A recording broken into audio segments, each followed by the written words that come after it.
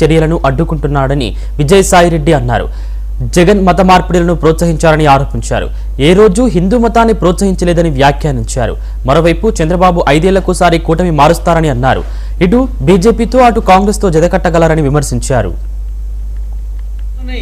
ఆయన ప్రోత్సహించాడే గాని కొన్ని వందల చర్చిలు కట్టేదానికి ఆయన సహకరించాడే గాని ఆయన ఏ రోజు కూడా హిందూ మతాన్ని ప్రోత్సహించడానికి ఆయన సహకరించలేదు అన్నటువంటి విషయాన్ని నేను అందుకే ఆయన కూడా మళ్ళీ రేపు ఎలాగూ బీజేపీతో జతకట్టలేడు కాబట్టి రేపు కాంగ్రెస్తో అవసరం వస్తుందేమో ఎందుకు ఇటువంటి విషయాలను లేవనెత్తడం అని ప్రతిపక్షం కూడా ఈరోజు నోరు విప్పనటువంటి పరిస్థితి.